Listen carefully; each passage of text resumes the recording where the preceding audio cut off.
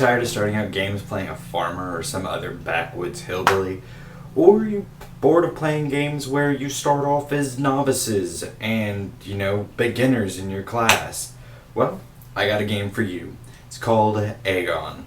And we're going to dive right on into it. So, we're going to start with the system. Why? Because system's kind of this game's weakest point, and that's what we're going to go with. So, right off the bat, the game is... its rules are clearly written to an extent. So, the game was published in the 90s, I want to say, by the now defunct French publisher Multisim. I think that's how it's pronounced. I could be butchering it. But, so it was created in the 90s, and then it was translated. So, right there, we're getting a lot of issues where this clarity could, begin to break down, and it shows right there in the system section. Because the system is oddly complex to no real end. Uses a point-buy system, which is not one for one. It's this weird scaling algorithm where me and a friend had to sit down and deeply analyze what the pattern was to understand. So if there was even a chance of being able to do it without looking at the book, we could try and find it. Fun fact, don't. Just use the book. The formula's just bullshit. And that unnecessary level of complexity runs rampant through the whole game. Like, entirely. The character generation is an arduous process because you are doing multiplication and division constantly to create all of these secondary and tertiary values for your character. So that actually is a huge pain in the ass and really, really does hurt what could be a really cool, very simple game. And so that's the core building of the game. But when you actually engage and do actions, the system is really just roll a d10 and then add various values to it. Various values at the beginning of the character creation, you've actually already mapped out. So there is some advantage to that convoluted character generation and overall needlessly complex character building. It's so that you can have these values ahead of time. That being said, it also tends to front load and make it very, very scary to get new people in because it will take forever to finally push them through. But this also kind of comes into play with why you start where you do in the game. So Agone doesn't start you as a farmer or a peasant or, a guard or whatever. You start out as generals and high-ranking noblemen and leaders of your profession, which is super cool and kind of makes up for why the setting is so atrocious. And this all... It's a front-loaded pain in the ass is what I'm going to go with, because once you finish character creation, the system itself, the most complex part of the system left is combat. And combat is only complex if everyone doesn't know what they're doing. So, combat works with standard initiative. You roll and you add initiative. Initiative is impacted by weapon and very static values. So, if you've got a dagger, it's got a different initiative modifier than a greatsword. This is really cool, but it can get a little bit complex when people start switching out weapons because they're breaking or because combat dictates. But then combat's complex element, this is the biggest one. What it does is you line everyone up in initiative. They're named. You don't line them up physically unless just don't. You have them all declare their actions, and then once everyone's declared, if they want to shift their actions and change it after their declaration to account for other things, you then can shift their initiative to account for a penalty for it. So if they're changing their action to account for something above them, well, they're going to be a bit slower, but now they're going to be able to react to it. And so, again, really simple when you hear it, but unless everyone's on board and paying attention, it's going to go real bad real quick. I know because I did it, and it wasn't fun. And then combat just operates on a standard, I swing, you defend. And then my margin of success determines how much additional damage I deal after I roll my damage, and that's combat. And so then we'll segue into the second part of the game, which is setting. Now the setting of the game is really its strong suit, and really why I really enjoy this game, why I spent so much money buying 3 core books and everything else that was published in English for it.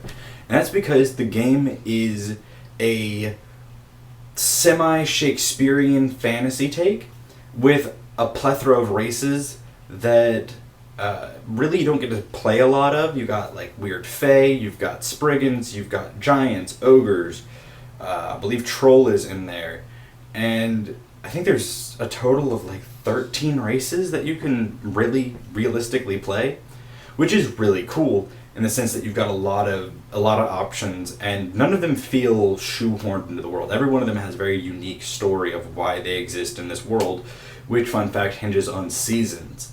Because a lot of this game has this semi-Shakespearean sort of Greek mythology influence, in that there's muses and ladies of the seasons really play a huge role in this game, and it all comes together to make this very in-depth, interwoven, semi-dark world that is very, very interesting in the sense that we don't, in the US apparently, we don't have a lot of them in the US. I haven't encountered a lot of games that are very Shakespearean fantasy, that I think it's 15th century Europe, that kind of high aristocracy period. We don't have a lot of it. Apparently in Europe it's actually very, very common, from what I've read on forums about Agone, that it didn't take off in France very well because there's so many other games like it. But we in the US, we don't really have it. And so this adds a unique element to it that really isn't seen in a genre that for us is flooded with Tolkien-style fantasy, which isn't to say it's bad, it's just not, it's overdone. And so this game, one of its biggest things, and this is something that permeates the whole game, is its magic system. Because magic is tied heavily towards its lore. And it has 3 major types of magic. One that uses a weird dancer sprite thing. Think Tinkerbell, who does dance and makes magic happen, which is really cool. And it's got an entire society around it. It's got a magical arts style system where essentially paintings and music and carving and all of that has magical qualities. And then finally it's got invoking, which is literally just making deals with devils and demons and getting power from them, which is weirdly not inherently evil in the system. You'll find characters who are not villains and who are actually openly known to be invokers who are A-okay in kingdoms. So it's actually really cool in the fact of how that's portrayed as well. And the lore is really what the game focused on, to the extent of the system doesn't actually even have really balance because of it, because they wanted lore stuff to take precedence over system stuff.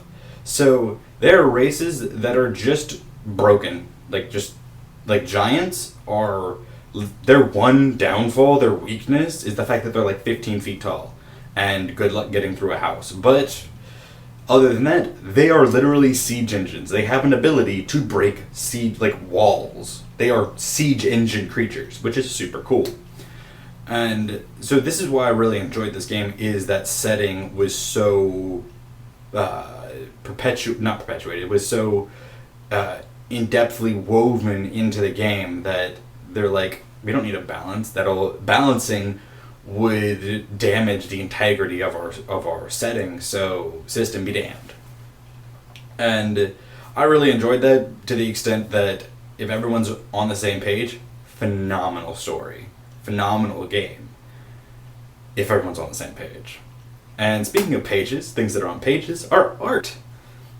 Art in this game is actually really good. It's black and white, but it's a very clean, very crisp, very evocative style of art that really kind of showcases various elements of the world and kind of gives you that ever so slight looming darkness, and it just vaguely kind of touches on non-dark things, you know.